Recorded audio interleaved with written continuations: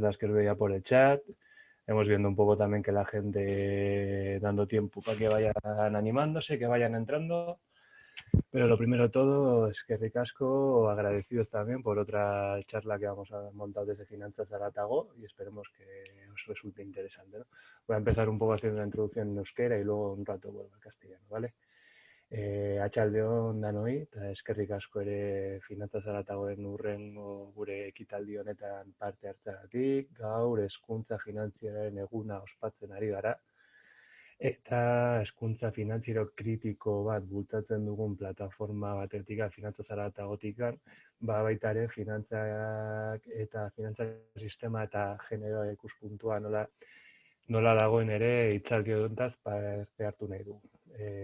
Horrela ere, Cristina de la Cruz, Zaloa Pérez, de Universidad de Deusto, Reas Euskaditik daude, ondaz hitz egiteko, ¿vale? Vuelvo al castellano otra vez para que va a ser que vamos a dar la charla. Recuerdo todo el que también si quiere comentar en euskera o hacer las preguntas en euskera, que también sienta toda la libertad de hacerlo, pero sí que al final como tenemos gente de procedencias diferentes, gente de Argentina, América Latina, la charla va a transcurrir en castellano, ¿vale? Poco más, tampoco quiero quitar mucho tiempo a las ponentes que tienen mucho que decirnos y muy interesante. Sobre todo, pues al final, un par de pinceladas. Hoy estamos celebrando el Día de la Educación Financiera. Para Finanzas Zaratago un día importante porque sí que queremos incorporar una perspectiva crítica dentro de esta educación financiera que creemos que da un poco homogeneizante o de otra manera dicha, o sea, hegemónica. Y uno de los temas que queríamos comentar era también la perspectiva de género dentro de este sistema financiero. Entonces, por ello voy a dar paso ahora a Cristina de la Cruz, profesora de la Universidad de Deusto, muchos ya la conoceréis, ha hablado sobre finanzas éticas y género en varios espacios y luego después de ello pasaremos a Zaloa Pérez de Reas Euskadi, que sí que va a hablar de una experiencia más concreta, en este caso el Grupo Cosolfen, dentro de Reas Euskadi como red de economía alternativa y solidaria de Euskadi, ¿vale? Yo, sin más, no os quito mucho más tiempo. Es que ricasco danoi. Cristina, si quieres, cuando le das al micro y lo ponemos en marcha, ¿te parece? ¿Vale? Vale, mila esker, Sebas, eta, bueno, mila esker denoi hemen egoteagatik, ¿está? Bueno, voy a hacer la presentación en castellano yo también. Bueno, quisiera empezar agradeciendo bueno, pues la invitación a participar y en este espacio de pensamiento y acción colectiva, ¿no? Creo que hoy es un día importante para pensar y para juntarnos y reflexionar sobre los temas que nos convocan hoy aquí. Es el Día de la Educación Financiera y sobre esto pues, nos invitan a pensar en torno a dos ejes de reflexión. Por un lado, las finanzas éticas y por otro, la perspectiva de género. Yo quisiera detenerme inicialmente bueno, para tratar de aprovechar esta primera parte de mi presentación para bueno, plantearnos alguna pregunta sobre la propia pregunta, ¿no? A la que nos convocan. O sea, pensar sobre lo que se nos invita a pensar. Bueno, pues, ¿por qué finanzas éticas y perspectiva de género hoy, que es precisamente el Día de la Educación Financiera? Y quisiera, bueno, pues avanzar algunas de las ideas que voy a tratar en esta charla muy brevemente, destacando que mi principal objetivo es sobre todo pues asentar algunas bases que nos permitan entender algo que funciona casi siempre como un lugar común, el incorporar o el tratar de incorporar la perspectiva de género en toda esta reflexión en torno a las finanzas éticas, ver cómo se puede hacer y bueno, pues plantear una perspectiva un poco más amplia, más profunda, que realmente pues, nos permita pensarlo bueno, con más relevancia de lo que se viene haciendo o por lo menos alejada de esos lugares comunes. El marco desde el cual hablamos y desde el que se nos invita a reflexionar es el de la economía social y solidaria, como otro modo alternativo en el que se sitúa de alguna manera todo un conjunto, un conglomerado muy amplio de iniciativas que se denominan finanzas éticas. Y también, además, desde ese marco se nos permite pensar o se nos invita a pensar desde otras claves como puede ser, bueno, pues lo que desde el propio ámbito de la economía social y solidaria se nos plantea, ¿no? Pues, desde una perspectiva distinta de la cultura capitalista, de la acumulación de capital, poniendo el foco en el núcleo que caracteriza la economía social y solidaria, que es el de la sostenibilidad de la vida, que se caracteriza y bueno, trabaja sobre todo con la voluntad de poner la vida en el centro, ¿no? En el ámbito económico. Y desde esa perspectiva y desde ese marco, cuando el objetivo es poner la vida en el centro, es desde donde tenemos que pensar, bueno, cómo se incorpora eso que se llama la perspectiva de género en ese marco muy concreto, ¿no? Y tratando de encarnarlo de una manera más concreta en algo específico, realmente cuando hablamos de la vida en el centro, en ese ámbito y desde el marco de la economía social y solidaria, precisamente de lo que estamos hablando, de lo único que estamos hablando, es de la vida de las mujeres en el ámbito, en este caso, de las finanzas, ¿no? Y creo que ese es el marco desde el que lo tenemos que situar. Porque si nos quedamos únicamente con esa idea de, bueno, pues cómo incorporar la perspectiva de género en las finanzas éticas, bueno, pues hay muchas iniciativas sobre las que podríamos hablar para mostrar en gran parte las limitaciones que todas ellas tienen, ¿no?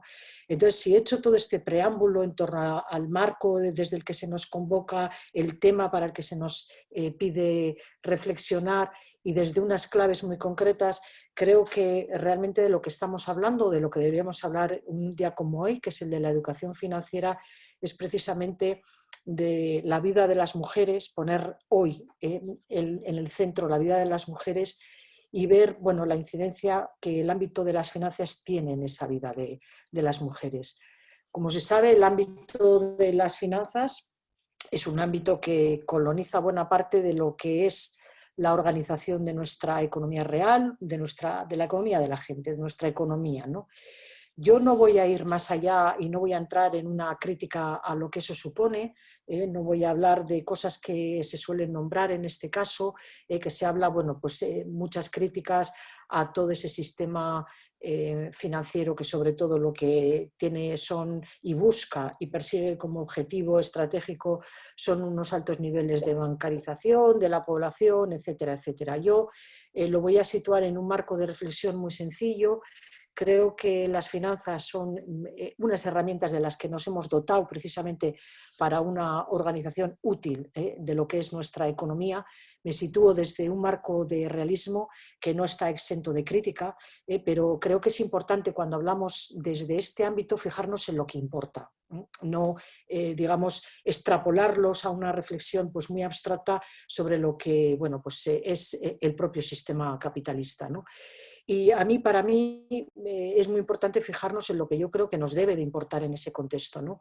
En el contexto real en el que vivimos, que realmente cuando pensamos ese ámbito de las finanzas, o por lo menos de las finanzas tradicionales, tales como las venimos conociendo, tenemos un dato que es muy significativo, ¿no? Y veremos luego la influencia que eso tiene en la vida de las mujeres.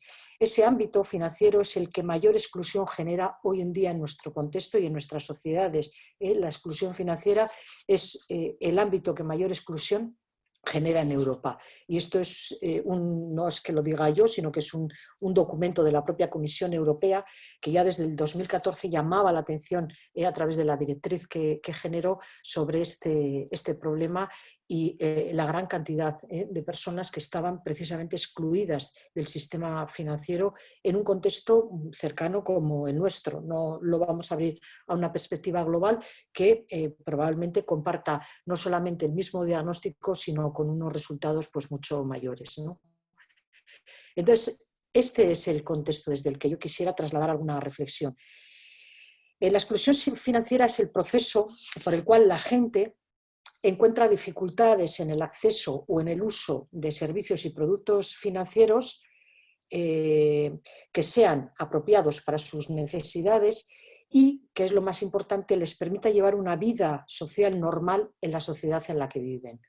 Entonces, cuando hablamos de exclusión financiera, estamos hablando de un contexto en el que, sobre todo, se remarcan algunas ideas fuerza, existen algunas dificultades en el acceso y o uso de servicios y productos financieros y bueno, pues habría que señalar y tratar de identificar cuáles son esas dificultades y quiénes son las personas o los grupos que tienen esas dificultades y por qué son precisamente ellas.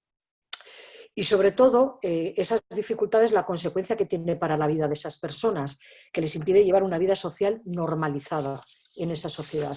Entonces, bueno, creo que este es un contexto bastante realista para poder empezar a reflexionar sobre finanzas éticas y también perspectiva de género, porque precisamente las mujeres en ese contexto de exclusión financiera están consideradas así, de manera muy genérica, como se suele hacer normalmente desde perspectivas pues muy globales, como un grupo vulnerable, ¿no? Tratándonos a todas las mujeres pues, como una misma categoría y sin diferenciar entre que la existencia de las mujeres pues, bueno, tiene muchísimas, ¿no? Variables y factores que también habría que tener en cuenta. Pero bueno, en ese contexto de exclusión financiera, pues las mujeres, digamos, han sido un grupo sobre el que se ha puesto el foco precisamente por encontrar que somos un colectivo susceptible de ser altamente vulnerable en el ámbito financiero. Entonces, la pregunta es muy sencilla. ¿Qué hace o qué ocurre en ese ámbito que nos hace a las mujeres vulnerables en él?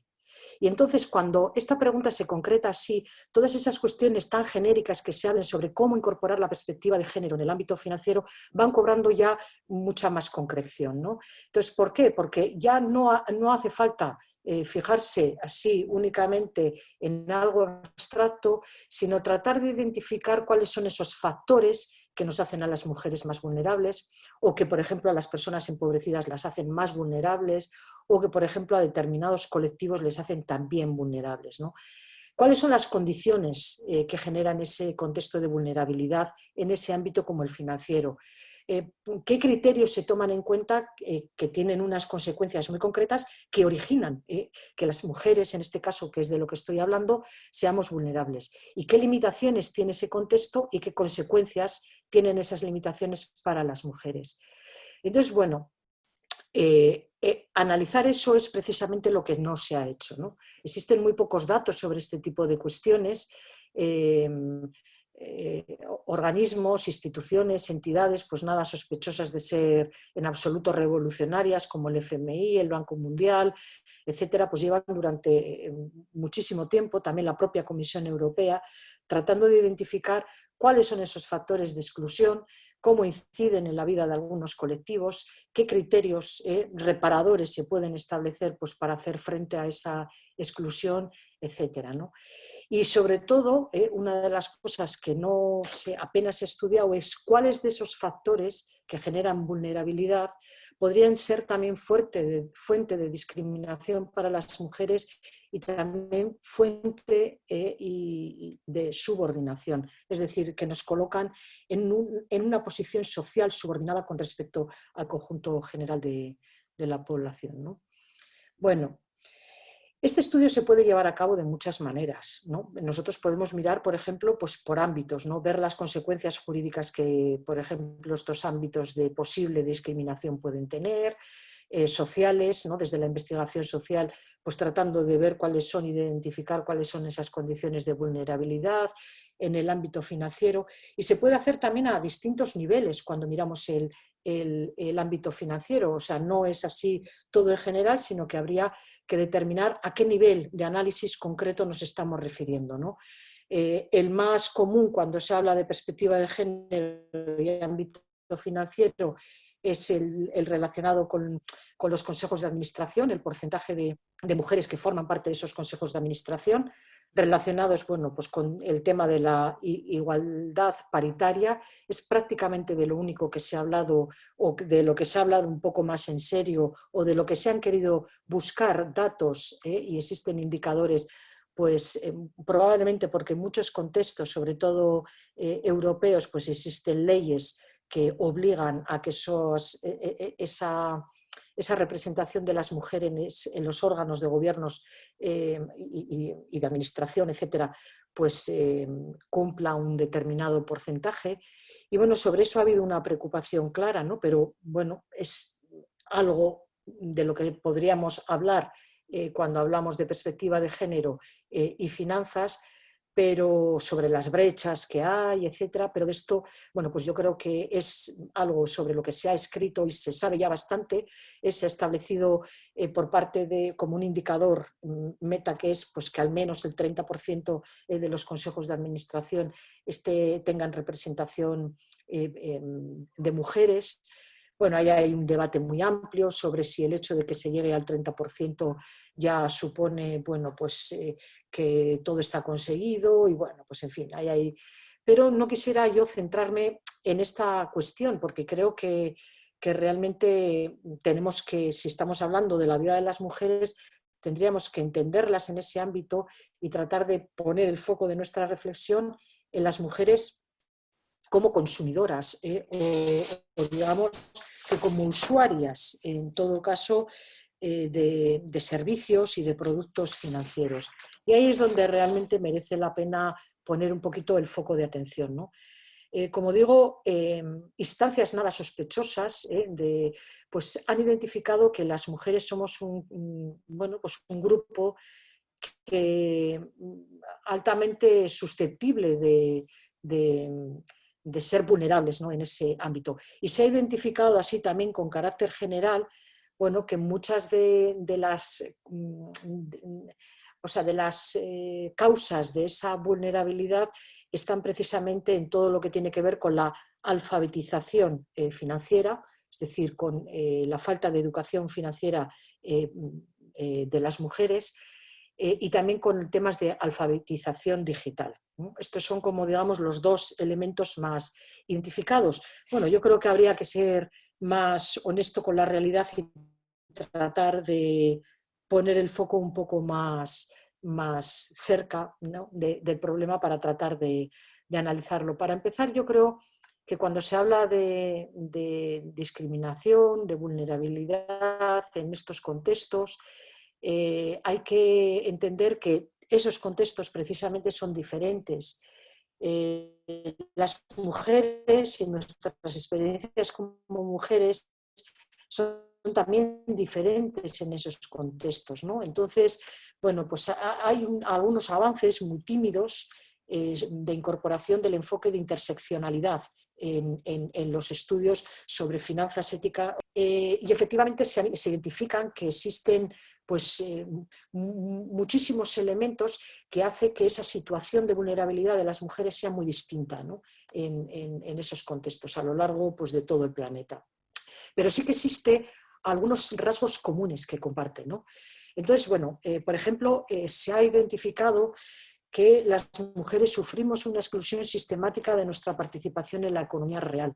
El Banco Mundial, por ejemplo, en 2009 daba un dato que era pues, muy revelador, ¿no? Que el 42% de las mujeres en el mundo no disponen de una cuenta bancaria.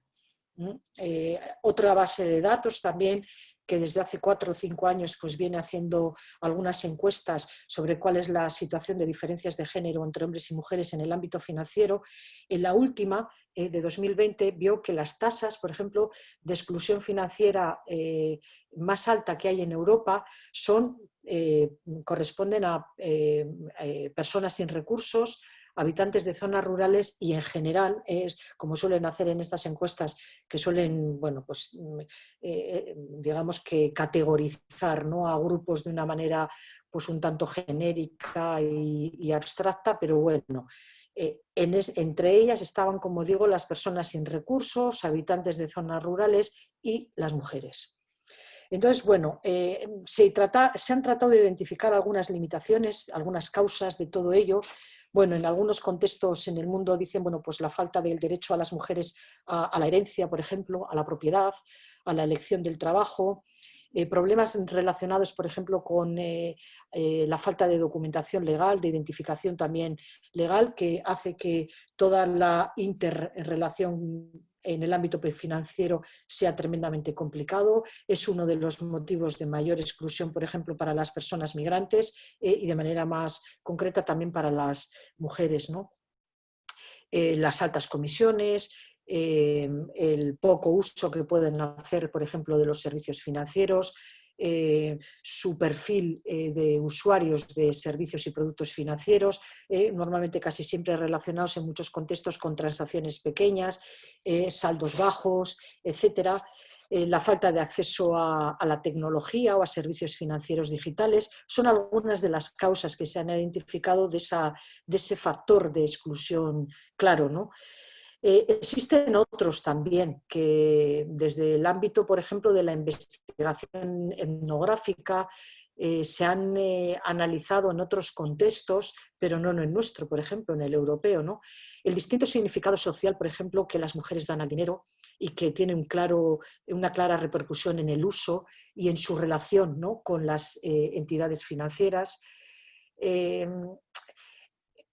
Y luego también otros factores sobre cómo se analiza, ¿no?, esa exclusión. Es muy interesante los intereses que hay, ¿no?, por incorporar, como digo, ese enfoque de interseccionalidad, pero es muy importante que, por ejemplo, los estudios o los indicadores sobre la exclusión financiera relacionados con mujeres recopilen datos que permitan, digamos, entender algunas de las condiciones que generan esa exclusión, ¿no? Sería muy importante, por ejemplo, establecer indicadores y recopilar datos relacionados con la raza, con la etnia, a todos los niveles, o sea, no solamente las mujeres como usuarias de servicios y productos financieros, sino también, por ejemplo, la incidencia que todo eso tiene en los consejos de administración. Un estudio que se ha hecho, por ejemplo, sobre estas cuestiones en el Reino Unido, pues ha identificado claramente la subrepresentación que hay de mujeres en esos consejos de administración, pero sobre todo de mujeres de raza negra. Entonces, bueno, ahí hay algún componente, ¿no?, que, digamos, nos permitiría también ir estableciendo pues algunos mecanismos que nos permitan entender, ¿no?, y hacer frente a todo ello. Luego, también desde algunos órganos, sobre todo el que comentaba antes, de la cuarta encuesta que se ha hecho a nivel mundial y de manera específica en Europa, se llega a la conclusión de que las mujeres son el mayor grupo de clientes desatendidos de los servicios financieros. O sea, normalmente dice, bueno, nunca se ha tratado de estudiar o de investigar, ¿no?, a las mujeres como usuarias de servicios financieros. No hay estudios ni prácticamente ningún dato. Nosotros hicimos para SETEM una investigación en 2015 y una de las conclusiones a las que llegamos es que prácticamente no existe manera, ¿no?, de extractar datos que nos permitan entender cuál es la situación de las mujeres como usuarias de servicios financieros y cuál es su situación, ¿no?, para poder, bueno, pues por lo menos saber con cierta claridad esa circunstancia, ¿no? Bueno, pues cuáles son los factores de exclusión, por qué se originan y por qué precisamente en un colectivo como las mujeres y a qué mujeres, ¿no? Y luego, por ejemplo, existe dentro de lo que es toda esta cultura enfoques, tratamientos que pueden parecer neutros en cuanto al género. O sea, nosotros también hemos encontrado en todas nuestras investigaciones las dificultades que hay para poder identificar que pueda haber claramente consecuencias directamente vinculadas en el género. Existen como puntos ciegos que dejan a las mujeres pues excluidas de lo que puede ser un análisis que identifique la exclusión concreta que se puede estar dando con respecto a su género, ¿no? Y eso es muy importante, ¿no? Por ejemplo, muy poco en nuestro contexto, muy pocas veces, por ejemplo, se plantea la posibilidad de pensar que puede haber discriminación, por ejemplo, en el acceso a algunos de los servicios financieros, ¿no? O alguno de los productos financieros. Y sin embargo, es un hecho constatado por instituciones que se dedican precisamente pues, a tratar de ver cómo fortalecer, ¿no? Todo ese ámbito financiero tradicional y de hecho está computado que el hecho de haber desatendido a los servicios financieros a las mujeres ha generado en el sector pérdidas el último año, 2019, de casi 700.000 millones de dólares, ¿no? Entonces, bueno, algo ocurre en ese contexto que hace que, claro, visto desde la perspectiva de los datos que se dan como clientes, ¿no? Como potenciales clientes, pues puede ser para nosotros esos datos muy significativos de ver que efectivamente existen puntos ciegos en el sistema que nos excluyen de alguna manera a las mujeres, ¿no? Entonces, la realidad es que, por ejemplo, y así se ha constatado por esos estudios, las mujeres tienen muchas menos probabilidades que los hombres de que un crédito hipotecario u otros créditos minoristas que puedan pedir sean aprobados. O sea, el porcentaje de créditos hipotecarios, por ejemplo, aprobados, solicitados por hombres y por mujeres, es mayor en el caso de los hombres. Bueno, ¿qué condiciones hay en torno a esos criterios que hace que las mujeres pues, tengan una tasa de denegación de crédito, por ejemplo, mucho mayor que los hombres, ¿no? Tienen menos posibilidades, por ejemplo, para recibir financiación para el desarrollo de proyectos emprendedores.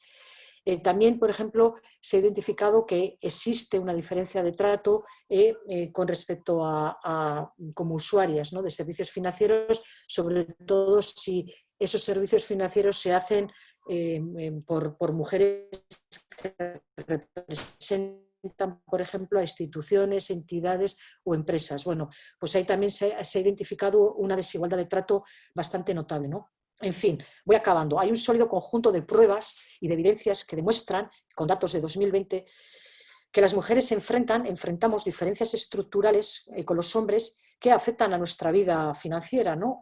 Bueno, hay también otros factores que tienen que ver con nuestra posición social, ¿no? Relacionada pues, con todo ese rol de cuidados, también bueno, pues con contextos, por ejemplo, en el que las mujeres se jubilan antes que los hombres, etcétera, etcétera. Muchos elementos que podríamos tratar de detallar con un poco más de precisión que explican esa situación, ¿no?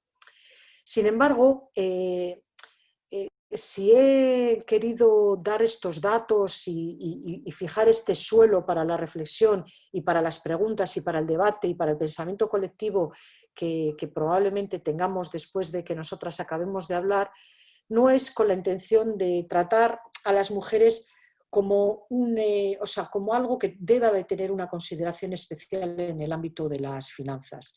Para mí, la reflexión sobre la perspectiva de género y los datos que he querido dar no van en esa dirección. No se trata de tratar a las mujeres como un único segmento de clientes o, por ejemplo, identificar cuáles son necesidades especiales que tenemos las mujeres, además tratarlas de manera superficial para darles una respuesta. Y tampoco se trata de pensar que las finanzas éticas están para dar respuesta precisamente a las mujeres, tratándolas también como un segmento de clientes. No se trata de eso. De hecho, eso es algo que ya se ha hecho en las finanzas, digamos, pues, que conocemos todos, ¿no? O sea, no solamente en el ámbito de las finanzas éticas, sino en general. O sea, ya se han tratado de llevar a cabo iniciativas que descubren que las mujeres, bueno, pues somos un nicho de negocio al que atender, ¿no? Y también tenemos muchas lecciones aprendidas sobre el fallo, ¿no? Que han supuesto muchas de esas iniciativas. Si yo he puesto este ejemplo de las mujeres, porque era a lo que se nos invitaba hoy, es porque el análisis de la situación de las mujeres en el ámbito financiero es muy extrapolable a otros campos de análisis, por ejemplo, relacionados pues con pobreza, con exclusión, etcétera. Y si algo nos permite ver, es algo muy claro que es lo que nos debería de llamar la atención y lo que nos debería de ocupar cuando pensamos, ¿no? Y nos invitan a pensar sobre el tema de la perspectiva de género, ¿no?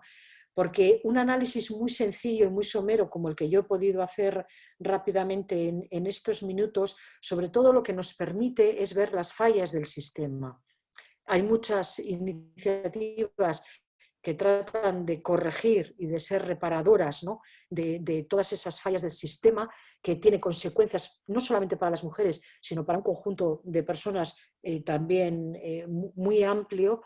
Tratan de corregirlo y ahí, por ejemplo, todos tenemos en la cabeza algunas de las iniciativas que han sido reparadoras, ¿no?, como por ejemplo pues, productos ad hoc para mujeres, ¿no?, como puede ser por ejemplo el tema de los microcréditos, que bueno, ahí hay una amplia literatura, ¿no?, que muestra cómo las mujeres han estado en el centro de muchas de las políticas financieras vinculadas precisamente con el tema del microcrédito, ¿no? Pero también esas fallas del sistema nos permiten situarnos en otro marco distinto, ¿no?, y pensar desde otro marco distinto, que es al que precisamente nos invita la economía social y solidaria, que bueno, pues avanza, ¿no?, en una dirección de bueno, pues tratar de mostrar desde una perspectiva feminista cómo efectivamente, si estamos pensando en una transformación en el ámbito económico, tiene que pasar precisamente por la incorporación de esa perspectiva feminista. Yo en la parte final de la exposición, después de que hable Saloa, voy a hacer algunas referencias sobre los retos que yo creo que tienen las finanzas éticas, ¿no?, de cómo afrontar precisamente esto. Yo creo que es difícil, ¿no?, afrontarlo, pero todas las iniciativas que se han llevado en muchos ámbitos, también en muchas iniciativas de finanzas éticas, son absolutamente torpes. Entonces habría que pensar con un poco más de audacia cómo hacerle frente. Pero desde luego pensarlo supone hacerlo desde el marco que nos propone, ¿no?, la economía social y solidaria, y desde la perspectiva precisamente que la economía feminista permite a la economía solidaria para, digamos, solventar o tratar de plantear alternativas a esas fallas del sistema, que son claras y muy evidentes cuando ponemos el foco, ¿no?, en el ámbito financiero y tratamos de ver cuál es el lugar que las mujeres tienen en él y las consecuencias que tiene para nuestras propias vidas. Entonces, bueno, le doy paso a Saloa, que es la que nos va un poco de alguna manera, ¿no?, a esos vínculos que existen entre la economía social y solidaria y la economía feminista y los retos que también se plantean en ese ámbito. Perfecto, Cristina. Salva, solo una cosa que antes se me ha olvidado. Es que ricasco, Cristina. He comentado antes en el chat, pero por si acaso lo digo también ahora, toda aquella que quiera hacer preguntas o para el debate, las puede ir colocando en el chat y ya nos encargaremos de hacérselas llegar a hablar a Saloa, tendrá la parte final Cristina y luego daremos espacio para preguntas y debate. ¿Vale? Saloa, todo tuyo. Bueno, es que ricasco a todas. Bueno, muchas gracias, Cristina, por esa claridad de datos, porque hay algunos que son, bueno, pues bastante ilustrativos un poco de lo que yo quería compartir con vosotras. Mi planteamiento es identificar un poco, bueno, compartir con vosotras un poco cuáles son los retos que de manera colectiva hemos identificado nosotras en esto de articular la economía solidaria con la economía feminista, y acabar contándoos de manera muy breve un poco la experiencia de Ecosolfem, que es el grupo de economía feminista de REAS Euskadi, ¿no? Me han dicho antes, cuando hemos hecho la prueba de sonido, que a veces no se me oye bien. Entonces voy a intentar acercarme el micro. Si alguien se da cuenta, tengo el chat abierto, o sea que me lo podéis... Vale, mejor con el micro cerca, Salo. Vale, es que recasco.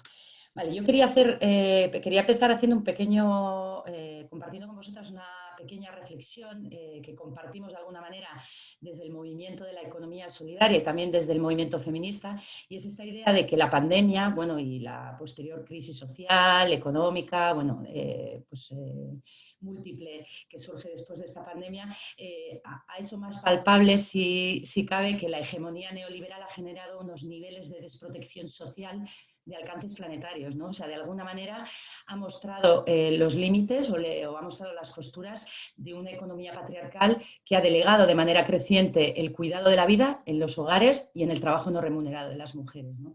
Y como hemos visto, cuando la vida se pone en riesgo, la economía financiera, por más especulativa que sea, no se sostiene, ¿no? Entonces hoy tenemos, yo creo, más claridad para ver algo que no hemos querido ver hasta este momento, ¿no? Y es el ataque a la vida colectiva para favorecer unas cuantas vidas individuales, ¿no? Esto que nos decía la economía feminista y que nos dice de que hay una tensión irresoluble y estructural entre el capital y la vida, ¿no? Entre el objetivo del cuidado de la vida y el objetivo del beneficio empresarial, que funcionan, dos ámbitos que funcionan con lógicas completamente diferentes y que son completamente irreconciliables, ¿no? Entonces solo nos queda tomar partido de alguna manera. Sin embargo, y por ponernos también un poco positivas, esta crisis también nos da la posibilidad de repensar a escala planetaria, de revalorizar un poco el mundo de lo común, de lo público, de lo solidario, ¿no? Y en ese sentido, la economía solidaria y la economía feminista, esa articulación entre ambas corrientes, nos ofrece muchas posibilidades para construir estrategias de transformación y de resistencia también en el ámbito económico, ¿no? Para generar, o con el objetivo de generar sociedades más resilientes, ¿no? Y eso es un poco lo que vengo a compartiros con vosotras, ¿no? Que en ese camino de articulación se generan también muchas tensiones, muchos contrasentidos y quiero que veáis también el aporte que estoy haciendo un poco desde ese lugar, ¿no? Yo vengo aquí a compartir con vosotras algo que estamos construyendo, que está vivo, vamos, que más que certezas y varitas mágicas, lo que tenemos es, bueno, identificados pues muchas contradicciones, muchas tensiones que ocurren dentro del movimiento, ¿no? Y es que los puntos de encuentro entre ambas corrientes, entre la economía feminista y la economía social y solidaria, en realidad son muy evidentes, ¿no? Porque desde ambas comparten de alguna manera esta reformulación del conceptual de la economía, ¿no? Que sitúa en el centro de la actividad económica a las personas y su calidad de vida, ¿no? Y que utiliza de alguna manera la rentabilidad económica como un medio de lograr o que se pone al servicio de esa sostenibilidad de la vida, ¿no? Entonces, desde ese punto de vista, nosotras vemos que hay muchos puntos de conexión entre ambos enfoques que creemos que es importante que sigamos profundizando en ellos. Por un lado, para algo también que adelantaba Cristina, ¿no? Por un lado, para construir un discurso de la economía solidaria que incorpore elementos que la economía feminista nos ha puesto encima de la mesa y que hasta el momento no habíamos trabajado, ¿no? La crisis de los cuidados, la división sexual del trabajo, la fragmentación entre la producción y la reproducción. Bueno, hay muchos temas bueno, pues que han sido, que nos los ha puesto encima de la mesa la economía feminista y a los que nosotras también como movimiento social tenemos que dar respuesta, ¿no? Entonces, por un lado, para eso, pero también entendemos que hay que seguir profundizando en estas vinculaciones para fortalecer las propias prácticas de nuestras organizaciones, ¿no? Desde los feminismos y ampliar así su capacidad transformadora, ¿no? Por esto también de que muchas veces ni la perspectiva de género ni la perspectiva feminista están presentes en muchos de los proyectos que desarrollamos, ¿no? Entonces nos parece importante pues incidir en eso también, ¿no?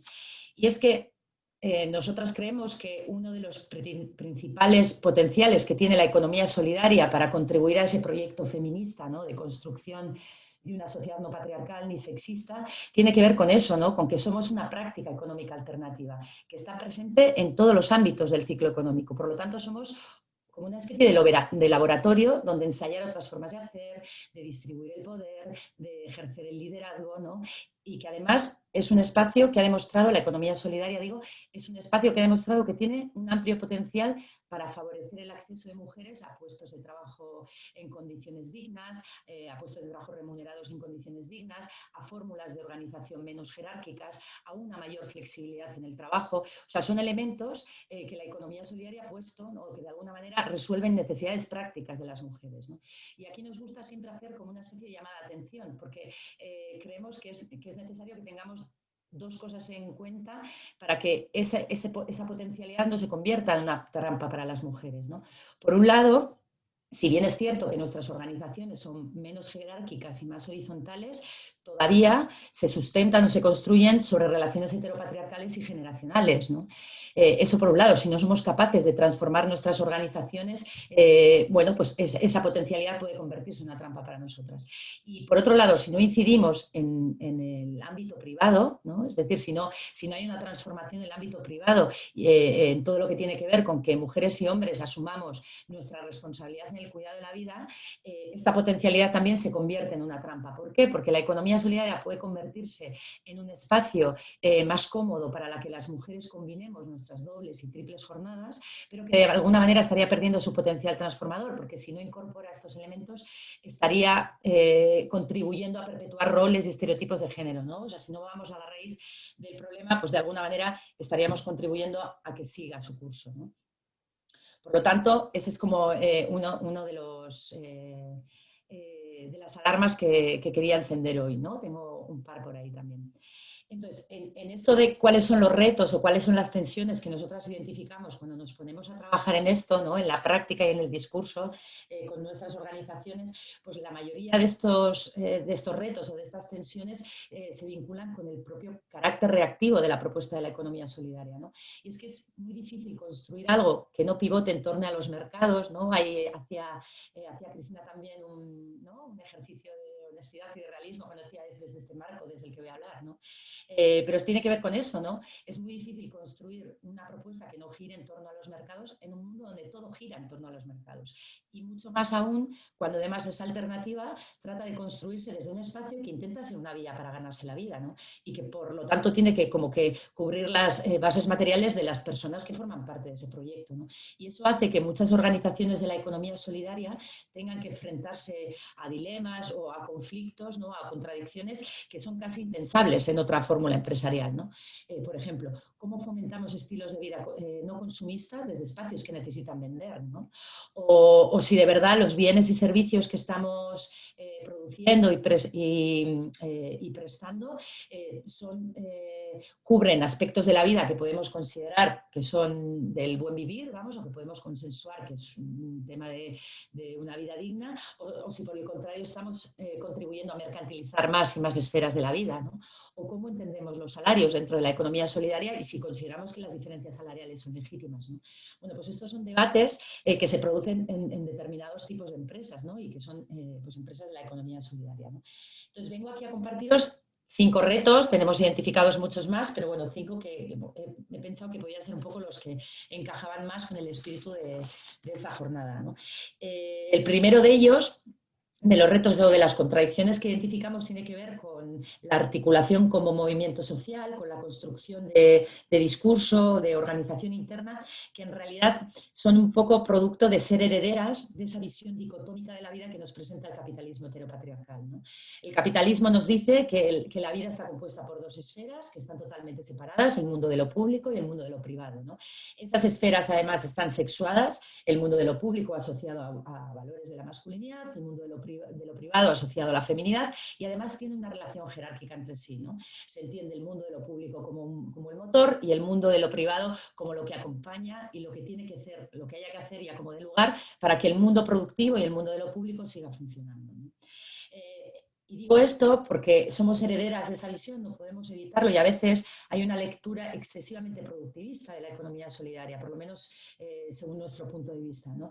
Y eso se ve claramente en proyectos como el del mercado social. El mercado social es un proyecto estratégico para REAS, para la Red de Economía Alternativa y Solidaria, que lo que trata de hacer es poner en conexión todos los proyectos de la economía solidaria para generar un mercado interno, ¿no? Que aumente un poco nuestra significatividad económica, ¿no? Pues que cada vez nos compremos más entre todas y bueno, y nos presentemos ante la sociedad pues como una especie de mercado alternativo, ¿no? ¿Qué es lo que pasa? Que de alguna manera todo lo que tiene que ver con lo reproductivo no entra en ese discurso, ¿no? Y ni siquiera muchas veces se tiene en cuenta a nivel operativo, ¿no? O sea, de alguna manera lo que estoy tratando de decir es que creo que dentro del movimiento de la economía solidaria se invisibiliza las tareas reproductivas que, por un lado, hacen sostenibles nuestras causas, pero que, por otro lado, no entran en el discurso y no adquieren categoría política, no están nunca al mismo nivel que lo productivo, ¿no? Seguimos entendiendo lo productivo o seguimos entendiendo esa parte visible de la economía como lo que es el motor, ¿no? Y lo otro, bueno, pues lo que acompaña, lo que es posible prescindir de ello, ¿no? Y sin embargo, la experiencia nos dice que todo lo que es históricamente ha sido considerado como logístico administrativo tiene mucha importancia y es sostén de, pues, por ejemplo, de esta actividad que estamos desarrollando hoy, ¿no? El segundo de los retos que identificamos nosotras tiene que ver en cómo ponemos en valor otras formas de organizar la economía que no pasen por lo monetario, ¿no? Porque mejorar las condiciones de vida de una población que esté inserta en un sistema tan cruel como el capitalista, pues exige de nosotras que busquemos fórmulas más creativas, ¿no? Y en este sentido la economía solidaria ha hecho un esfuerzo muy grande por incorporarse a lo que son los sectores duros de la economía, estoy pensando en las finanzas, en la energía, ¿no?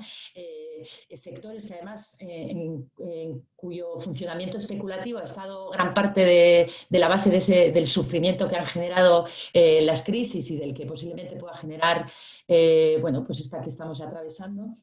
Y sin embargo, hay otro tipo de experiencias dentro del movimiento de la economía solidaria, como son experiencias como los bancos del trueque, o sea, redes de trueque, los bancos del tiempo, redes de crianza colectiva, no sé, experiencias más del ámbito no monetario, donde no interviene el dinero, que por un lado contribuyen a desmercantilizar la economía y por otro lado también permiten la satisfacción de las necesidades de personas que han sido expulsadas del sistema, ¿no? Y que no tienen otra manera de resolver esas necesidades, ¿no?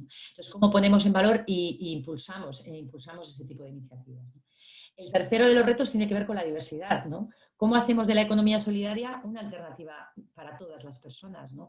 Porque tenemos que preguntarnos quién está entrando y quién no está entrando dentro de las alternativas que estamos construyendo, porque muchas de ellas van dirigidas bueno, a personas de un cierto nivel cultural, de una cierta cercanía ideológica, pero si nosotras queremos ser una alternativa real, ¿no? O por lo menos poner nuestra parte de trabajo a esa transformación del sistema socioeconómico, pues no lo podemos hacer todas, ¿no? Y o sea, no lo podemos hacer solas y tenemos que integrar también toda esa diversidad, ¿no? Otro de los retos que identificamos es que hemos avanzado mucho en lo simbólico, sobre todo, bueno, pues en Redes Euskadi, la parte que yo conozco, hemos avanzado mucho en lo simbólico. Y eso puede hacer ver o puede parecer que hay cosas que ya tenemos muy superadas, ¿no? Sin embargo, es el funcionamiento diario de las organizaciones, la manera en que organizamos nuestro trabajo, donde se materializan de manera más evidente las relaciones de desigualdad, ¿no? La manera en que entendemos el trabajo y organizamos nuestros procesos no escapan a las lógicas mercantilistas, productivistas, ni a la división sexual del trabajo, ni a esta fragmentación que estamos hablando entre lo productivo y lo reproductivo, etcétera, ¿no? Entonces, construir organizaciones habitables desde la perspectiva feminista remueve y transforma la propia forma que tenemos de entender el trabajo y los procesos de trabajo, ¿no? Y el último de los retos que quería traeros aquí tiene que ver con que este paradigma de la sostenibilidad de la vida es un marco con un potencial transformador increíble, pero es fácil, o sea, es difícil de aterrizar en la vida diaria de las organizaciones, ¿no? Porque ¿qué supone poner la vida en el centro de una organización o una empresa o de una empresa de la economía solidaria? Bueno, es un elemento que luego no es tan fácil de operativizar, ¿no? O por lo menos a nosotras nos cuesta mucho bajarlo a tierra, ¿no? Tenemos el discurso muy construido, pero luego bajarlo a tierra pues es donde encontramos las dificultades, ¿no? Y nosotras consideramos que hacer esto, operativizar eso del paradigma de la sostenibilidad de la vida en las organizaciones, pasa por generar alianzas significativas dentro del propio movimiento, ¿no? Y un paso para esto ha sido la creación de comisiones feministas en las diferentes redes de economía alternativa y solidaria que hay repartidas por todo el territorio español. Entre ellas Ecosolfen, aquí en Euskadi, ¿no? Y que básicamente han trabajado como en tres ámbitos. Uno, diagnosticar cómo nos relacionamos en nuestros espacios de trabajo, identificar esas desigualdades de género, esa desvalorización de lo femenino que a veces, bueno, pues también en nuestros espacios se reproduce.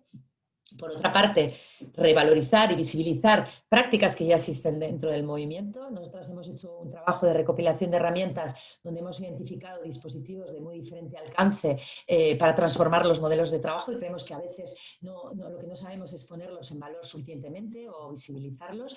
Y por último, esto que hablamos un poco en genérico de producir discurso, ¿no? Y es que, bueno, que la economía feminista, que la perspectiva crítica feminista esté en cada uno de los artículos, comunicaciones, charlas que hacemos, ¿no?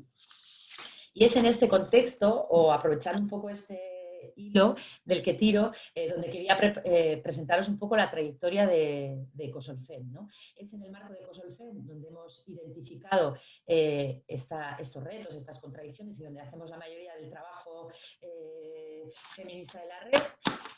Y entonces quería contaros un poco cómo surge Ecosolfen y cuáles son un poco las líneas de trabajo que nos planteamos aquí a medio y largo plazo, ¿no?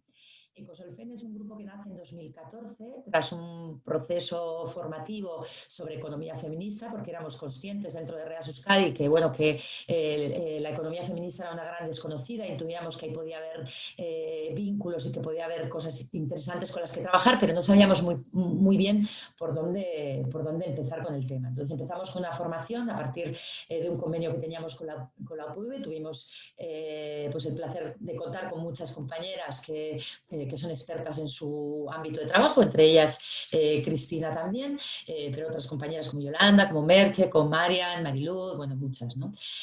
Hicimos ese proceso formativo y el grupo comenzó un poco con esta idea de vamos a investigar, ¿no? Cuáles son esos vínculos entre la economía solidaria y la economía feminista.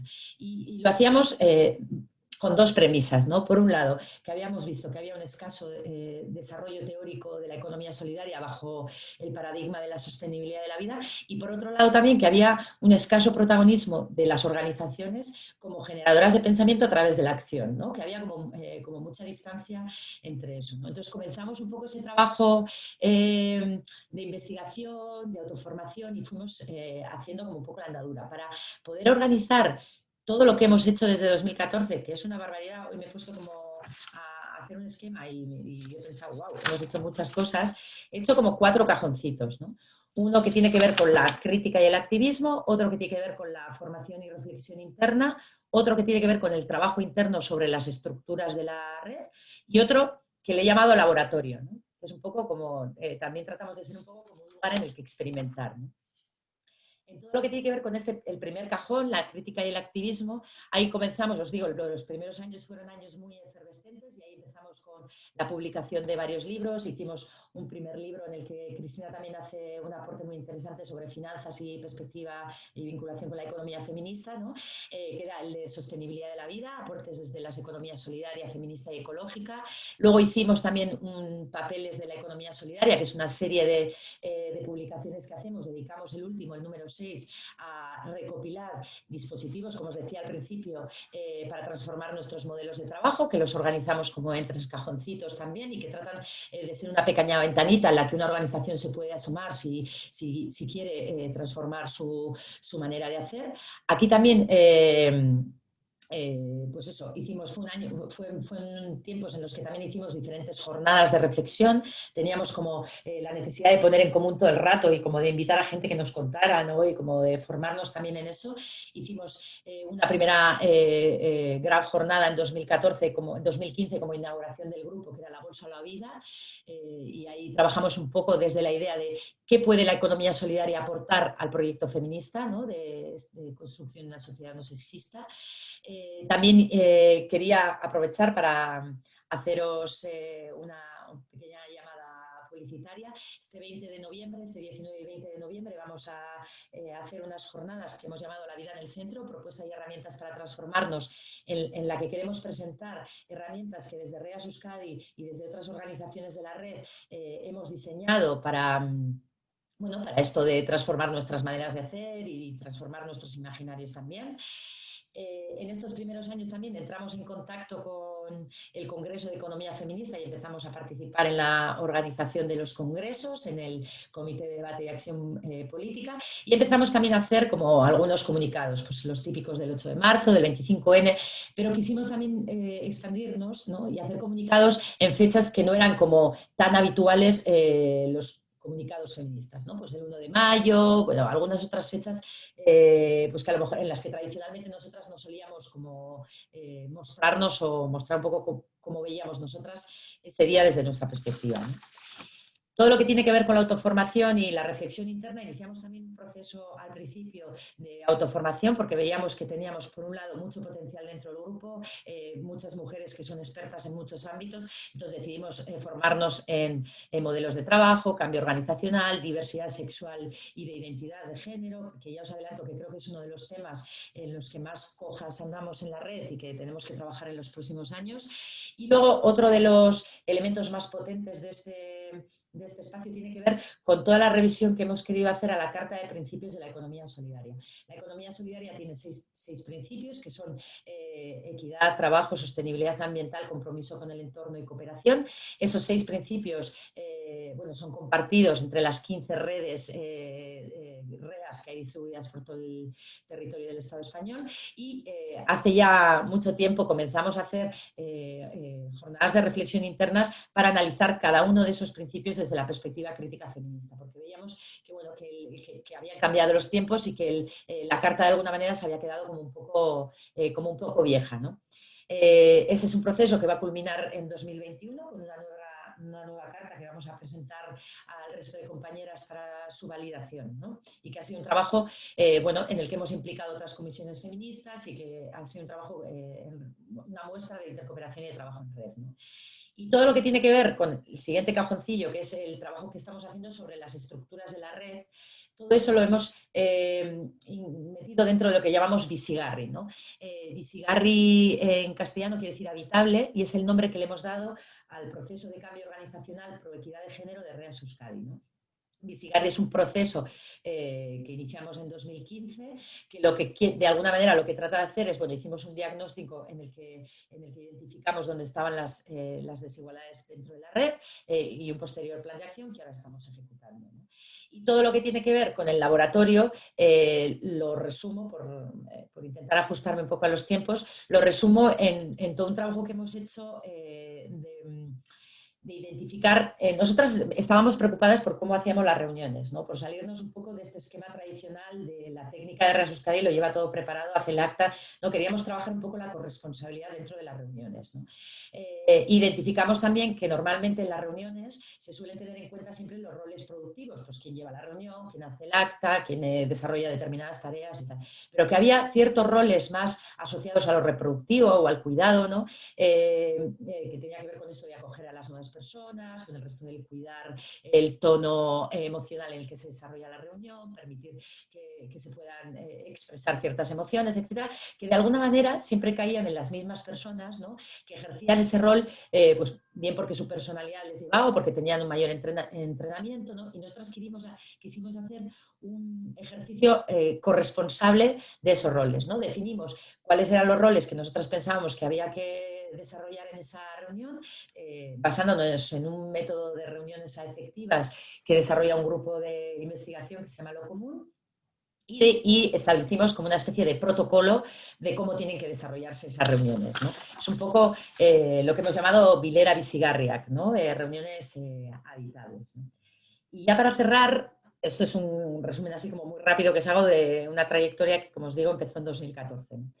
Claro, ¿a qué nos enfrentamos o cuáles son las líneas de trabajo que nosotras nos planteamos de aquí, vamos a decir, a corto o medio plazo? Pues he identificado 4, ¿no? Un poco de bichear un poco en nuestras actas y ver un poco pues, por dónde andamos, ¿no? La primera de las líneas de trabajo que nosotros identificamos en esto de construir una economía solidaria y feminista tiene que ver con ser capaces de construir un relato de la economía solidaria con presencia significativa de mujeres, ¿no? Somos el 70% de la base social de la economía solidaria y creo que a veces estamos infrarrepresentadas en la visibilización que se hace de determinados proyectos, ¿no?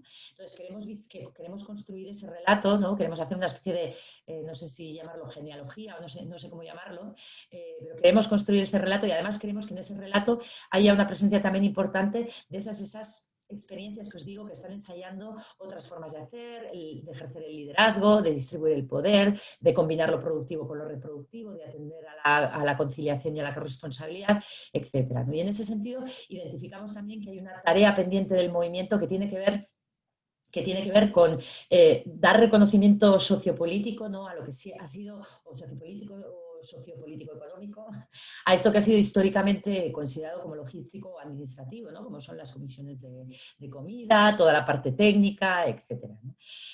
Nos parece que eso, y que reconocer dentro del movimiento de la economía solidaria también iniciativas protagonizadas por mujeres en el ámbito informal, ¿no?, como pueden ser estas redes de crianza colectiva de las que os hablaba, o redes de apoyo mutuo, etcétera, ¿no?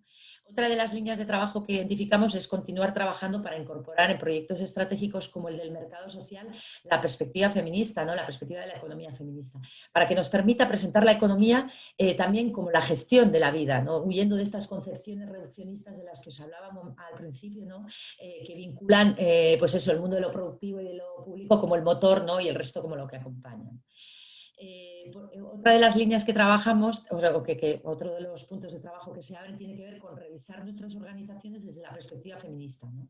Esto de iniciar procesos de cambio organizacional que además nos permitan integrar esa mirada a la diversidad de la que os estaba hablando, ¿no? Incorporar esa mirada a la diversidad sexual, de identidad, de género, etcétera, ¿no?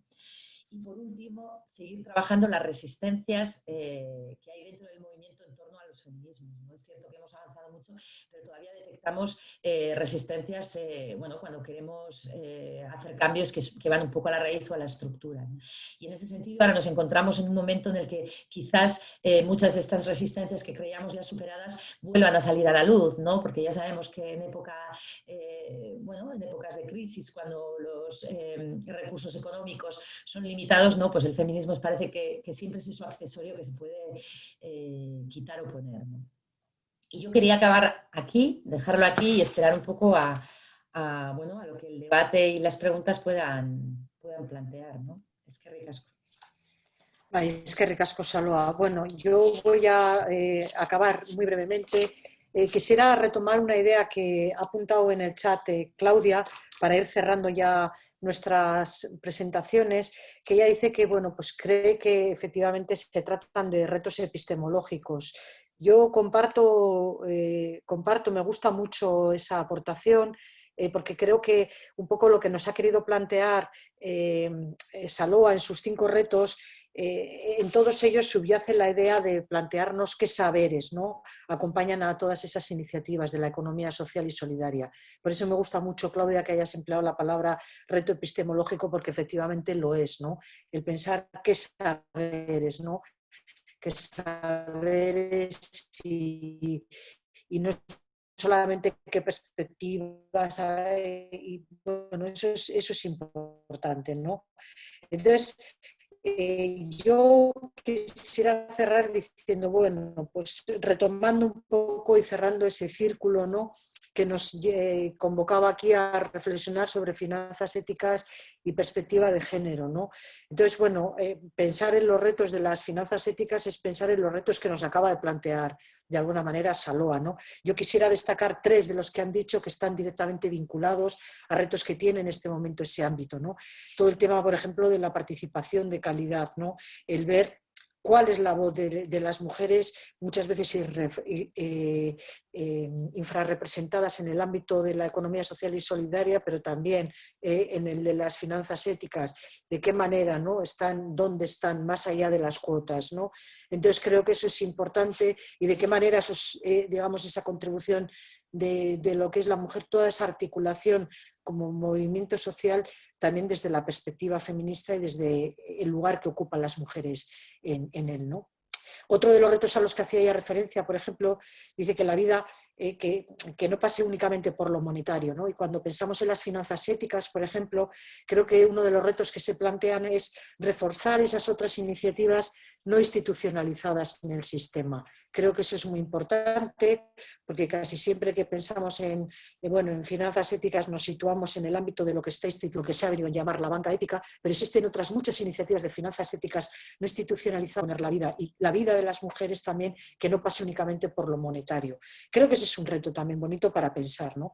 Pero me ha gustado sobre todo el que hacía referencia a todos, pero hay que ir acabando, el tema de lo simbólico, ¿no? Pasar de lo simbólico a lo real. sea, las finanzas éticas se sustentan en un suelo simbólico que es compartido y además es un referente dentro de lo que es el ámbito de la economía, ¿no? Entonces yo me sitúo y cada vez con más militancia en ese ámbito de lo que es lo real, la vida de las personas, y por ejemplo cuando pienso en esos ámbitos de exclusión a los que hacía referencia, creo que hay ciertamente reto, ¿no? Sobre todo las institucionalizadas. Las administraciones públicas, por ejemplo, exigen una cuenta bancaria, exigen ser titular de una cuenta bancaria, por ejemplo, para cobrar buena parte de todas las ayudas y, digamos, todo el sistema de protección social está vinculado al hecho de poder tener acceso a una cuenta bancaria, ¿no? Y eso, por ejemplo, es uno de los rasgos que más exclusión genera, ¿no? Entonces, creo que hay, por ejemplo, uno de los retos de las finanzas éticas. He puesto el ejemplo pues, para contextualizar lo que me podéis entender. Esas dificultades de acceso, por ejemplo, llaman, ¿no?, a pensar bueno, de qué manera hay que afrontar, ¿no?, y hacer frente a todas esas condiciones que en el ámbito financiero pueden ser causa de vulnerabilidad. Yo creo que ese es el gran reto que tienen las finanzas éticas, ¿no? O sea, que piensen, por ejemplo, qué mecanismos tienen para no situar a las mujeres en esa situación de vulnerabilidad, no solamente en sus estructuras, sino también en lo que ellos realizan como su función social, ¿no?, en toda su actividad financiera. Entonces creo que realmente nos toca, ¿no?, pensar a las finanzas éticas desde una perspectiva mucho más audaz, mucho más comprometida con la realidad y buscando respuestas que están en sus manos, ¿no? Rendir cuentas con indicadores que sean más afinados, más ajustados, que realmente permitan bueno, ver cómo efectivamente contribuyen, ¿no?, no solamente a transformar, sino a no ser ellas mismas un elemento de exclusión, ¿no? Muchas veces nos movemos hacia adelante con bases del pasado y con herramientas del pasado que no nos sirven, ¿no? Y muchas veces pensar en esa perspectiva de género nos sitúa en unos lugares comunes que desde el planteamiento, por ejemplo, de la economía feminista son claramente insuficientes, ¿no? Creo que ahí Saló ha abierto pues, muchos elementos para la reflexión que son básicamente importantes para pensar cuáles son los retos que afrontan a día de hoy las finanzas éticas, ¿no? Bueno, nada más, nos despedimos. Yo creo que tanto ella como yo hemos estado encantadas de coincidir aquí, de estar juntas. Nos gusta, nos queremos y nos gusta estar juntas y bueno, compartir con sencillez, ¿no?, nuestras preocupaciones y bueno, esperamos las dos que hayan sido de utilidad. Y ahora, bueno, simplemente querían servir de base para bueno, pues un poco el debate y recoger ahora vuestras impresiones. Muchas gracias. Eskerrik asko. Eskerrik asko, Cristina, eskerrik asko, Zaloa. La verdad que muy interesante, o sea, también muy agradecidos desde Finanzas Zaratago que hayáis formado parte de esta vuelta, de este inicio de curso nuestro, también en este día también de la educación financiera. Voy a comentar, a ver, hay dos preguntas de Analía que ha hecho al principio. Una que sí me resulta interesante, porque a nosotros al final, Finanzas Zaratago, como somos de por sí plataforma de una educación financiera crítica, sí he comentado cuáles son los puntos de contacto que se encuentran entre la economía feminista y la educación financiera, en este caso. También aprovecho para felicitaros por la ponencia, que también lo hay que agradecer. Así que esa sería un poco la primera pregunta. Claro, hemos dado relativamente una perspectiva, claro, nosotros sí que englobamos también una educación financiera y sí que tenemos un punto de vista crítico. ¿Cómo tendría que ser? O sea, para dentro de las finanzas éticas, para vosotras, o dentro de la economía feminista, economía social y solidaria, una educación financiera, en este caso. Si quieres, Cristina, que tú tienes el micro abierto, luego Zaloa. Bueno, yo creo que de alguna manera, lo hemos respondido en esta parte final, ¿no? O sea, cuando estamos hablando de educación financiera tenemos que pensar cuáles son las claves que queremos dar a esa educación, ¿no?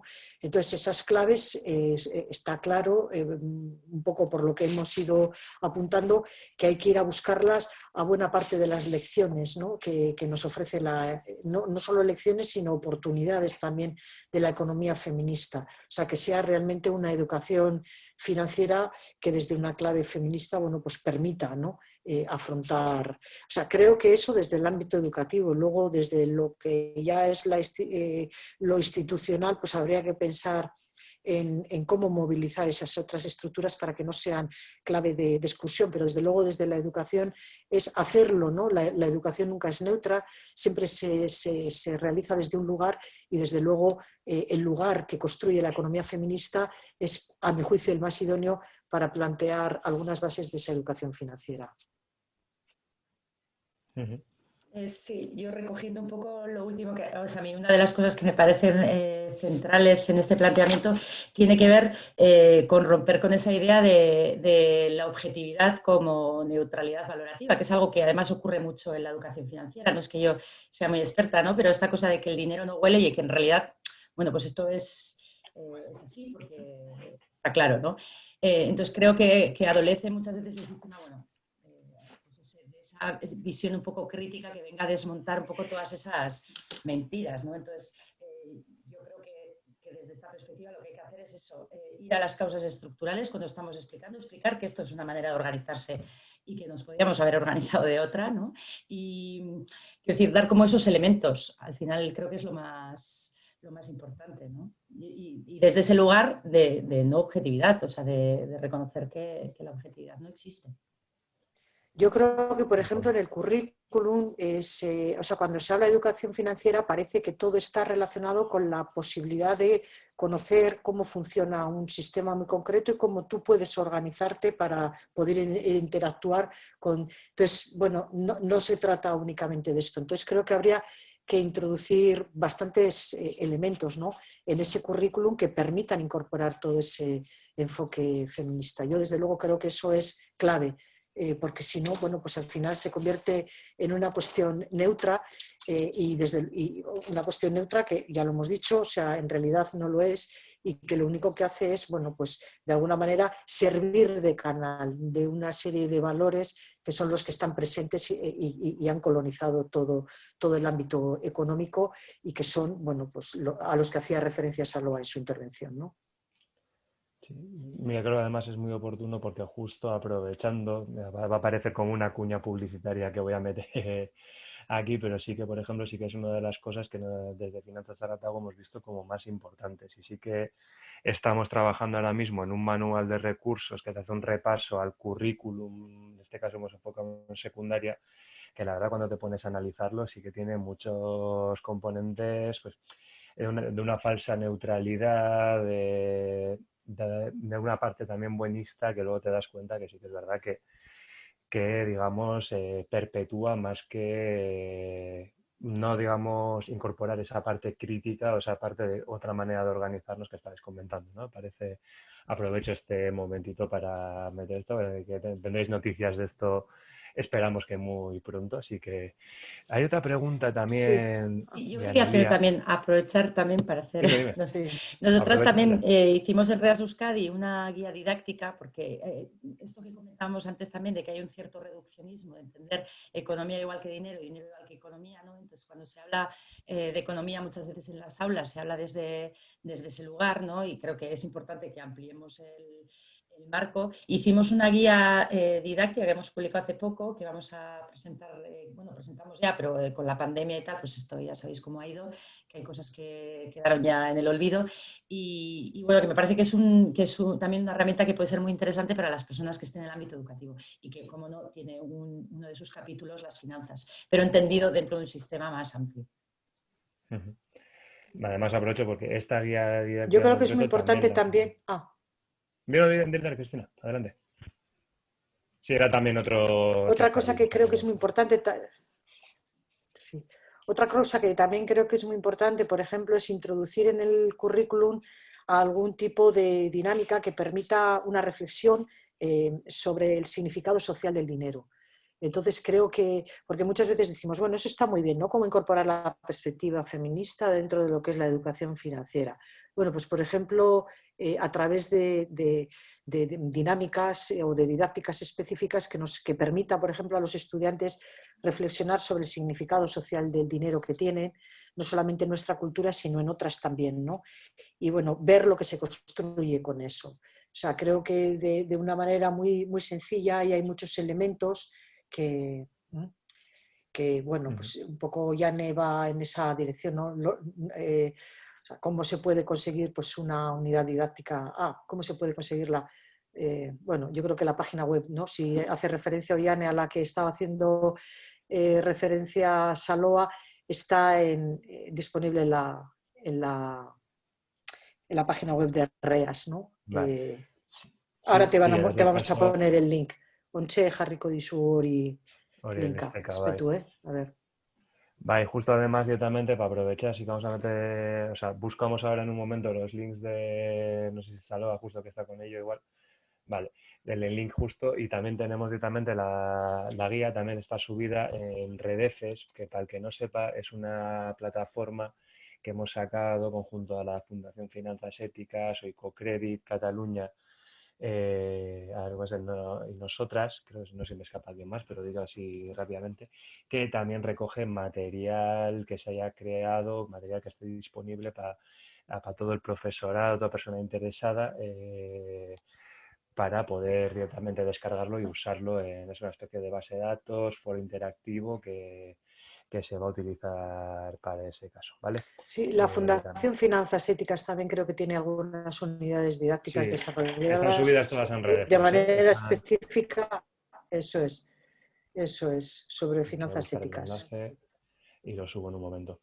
Hay otra pregunta también que mientras busco la parte de Redefes y lo subo en el chat, que comenta también Analía, de las primeras, claro, otra de las partes para cuestionar un poco los mercados, claro, estamos en un... A ver cómo traslado la pregunta y no me atasco. Estamos haciendo un sistema con que sí que desarrolla un crecimiento ilimitado. Ella da la opción, digamos, que al final el movimiento ambientalista unido al feminista que crea la respuesta del ecofeminismo. La pregunta es, ¿qué opina con el ecofeminismo en este caso? ¿Va en sintonía? ¿Cómo lo veis? Hombre, yo diría que claramente, ¿no? De hecho, es otro de los elementos con los que desde Ecosolfen hemos estado trabajando, ¿no? Porque evidentemente yo creo que sobre todo, por ejemplo, en el contexto que nos encontramos ahora, las propuestas feministas y las propuestas que vienen del movimiento ecologista son las que van a impulsar un cambio real, quiero decir, de paradigma. O sea, son ahora mismo las que dan respuesta a las situaciones a las que nos vamos a enfrentar, ¿no? O sea, que en ese sentido, vamos, yo creo que nos queda también mucho por trabajar, porque es verdad que la economía feminista, por lo menos en el ámbito que yo controlo, en el que yo trabajo, pues es muy rural, o sea, muy urbana, quiero decir, adolece un poco de esa visión más ¿no? del mundo rural y tal. Y bueno, y también es bueno, también está formada por un grupo de mujeres que compartimos como ciertas características, ¿no? Pues yo qué sé, de estudios, de militancias, ¿no? Entonces, eso que os decía antes de la diversidad también está muy vinculado con esto, pero está claro que las propuestas del decrecimiento y del ecofeminismo son fundamentales ahora, ¿no? Cristina, ¿sigues añadir algo más? ¿O pasamos si no también hay otra? Tenemos también otra Sí, estoy viendo que hay una pregunta de Antonio, ¿no? Sí, que además me parece que, bueno, tipo, el debate puede ser interesante, pues sí que plantea al final que estamos hablando todo el rato de educación financiera, pero ¿creéis realmente que ese nombre es el más adecuado para englobar todas las temáticas que se están abordando? Sería interesante poder Bueno, tener otro nombre. yo creo que, por ejemplo, las palabras no son inocentes, ¿no? Entonces, cuando nos damos cuenta y caemos en la cuenta de eso, pues la primera tentación que tenemos es de cambiar las palabras, ¿no? Para buscar un concepto que englobe un poco lo que nosotros queremos decir. Bueno, pues siempre ocurre igual y en el ámbito, además, un poco de los movimientos, pues un poco transformadores y tal, o por lo menos con esa voluntad siempre hay ese debate, ¿no? Yo soy partidaria, o sea, decir, es educación financiera, no creo que haya que cambiar el nombre, ¿no? Lo que hay que hacer es, de alguna manera, desenmascarar que aquello que se está llamando, ¿no?, educación financiera, pues al final lo único que es un tipo de formación que te da una serie de competencias para poder usar, ¿no?, y conocer, ¿no?, cómo funcionan los servicios financieros, ¿no? Y cómo funciona el ámbito financiero en general. Pero realmente para mí esa palabra de educación le tenemos que dotar, ¿no? del significado y además rescatar el significado que tiene y no renunciar a él, porque sería renunciar a lo más importante, ¿no? Que es, bueno, la posibilidad de cambio, ¿no? A través de la educación. Entonces, bueno, pues se trata de ver qué tipo de educación financiera queremos dar. Yo, desde luego, creo que debiera ser el nombre, ¿no? que utilicemos, ¿no? Puede existir otra, ¿no? Educación, pero desde luego si nos estamos refiriendo de manera específica al ámbito financiero, creo que ese es el nombre. Y lo que importa no es tanto el nombre como el contenido, ¿no? que le da forma a ese concepto. Y ahí es donde realmente tenemos un reto indiscutible. Pero cada vez que un concepto, o digamos que el propio sistema, ¿no? lo haya cooptado y lo haya dotado de otro significado, no vamos a cambiar el concepto. Creo que también nos tenemos que resistir, ¿no? A no perder algunas cuestiones que son fundamentales. Y esta yo creo que es una de ellas. Por eso a mí tu pregunta me parece muy pertinente. Sí, yo soy de la misma opinión que Cristina, o sea, porque creo además que no es solo educación financiera, ¿no? Tendríamos que resignificar un montón de conceptos económicos que han sido como cooptados, ¿no? Por una determinada manera de hacer economía, ¿no? Por la economía, ¿no? Yo qué sé, cuando se confunde riqueza con enriquecimiento privado, o cuando hablamos de riqueza y en realidad estamos hablando de niveles de consumo, o cuando, ¿no? Y yo también creo que, y en Ecosolución lo hemos hablado muchas veces, este proyecto que tenemos en la cabeza de hacer, bueno, como una especie de pequeño diccionario, ¿no? Que nos permita profundizar en conceptos, ¿no? Porque hay veces también que dentro de la economía feminista hemos tenido como la tentación, o bueno, la tentación, muy vinculado con en qué contexto hace la economía feminista. Hemos trabajado mucho todo lo que tiene que ver con los cuidados, con lo privado, con lo cercano, ¿no? Y creo que han faltado trabajo, bueno, yo he hecho en falta trabajo también un poco más a un nivel macroeconómico de indicadores, ¿no? De resignificar esos conceptos como más grandes, y creo que hay todavía mucho por hacer por parte de nuestras compañeras economistas, ¿no? Está bien, hemos trabajado lo cercano, los cuidados, era algo que teníamos que destapar, era algo que teníamos que poner encima de la mesa, pero ahora yo creo que hay que apropiarse de esos conceptos también y estar hablando de economía con sus palabras, pero con nuestro Sí, significado. no renunciar a ellas. Yo además creo que dentro de la educación financiera lo importante es marcar el objetivo, ¿no? Entonces, una de las palabras que no ha salido en todo lo que hemos hablado, pero que subyace a lo que Saloa y yo pretendemos, tiene que ver con el tema de la soberanía, ¿no? También en el ámbito financiero. La soberanía, la autonomía, ¿no? Sí, o sea, la autodeterminación desde el punto de vista económico y lo que supone, ¿no? El ámbito financiero de garantías para esa soberanía, ¿no? Y creo que eso es también muy importante, ¿no? Ahí, desde el ámbito de las finanzas éticas, yo sí que creo que se ha hecho una labor un poco de rescatar la importancia que tiene, ¿no? Pues yo, si os parece, yo creo que ya para la hora que es, con lo que ha habido, lo vamos a cerrar aquí. Si no hay alguna pregunta más, que alguien agradeceros otra vez a Loa, Cristina, por vuestra participación y al final por haber inaugurado con nosotros este curso así en este momento tan raro de pandemia. Agradecer a todas las personas que han estado también escuchándonos su tiempo. Espero que haya sido de vuestro interés. Para cualquier cosa, solo un par de hitos también publicitarios. Siendo esta la semana de la educación financiera, vamos a sacar conclusiones a una encuesta que hicimos al profesorado de secundaria, que tendréis a lo largo de esta semana, y también un manifiesto por una educación financiera crítica, que ahora mismo estamos acabando de concretarlo y lo tendremos esta semana. Y va a haber también un curso online para finales de año, seguramente a partir del 23 de noviembre. Toda información, además, si queréis, pues en nuestras redes sociales, correo también, si no, en la página web www.finanzasaratago.org. Carlos, contesto a tu pregunta. El vídeo lo vamos a subtitular y lo colgaremos, os avisaremos por redes, si no estará en el canal de YouTube de Finanzas Zaratago, ¿vale? También lo compartiremos con REAS, también con el que considere, porque al final este es un espacio que creemos que al final cuanta más gente llegue, mejor. Poco más, es que ricasco Danoe, o sea, muchas gracias y hasta la próxima. Es que ricasco Cristina, hasta luego, estamos por ahí. Vale.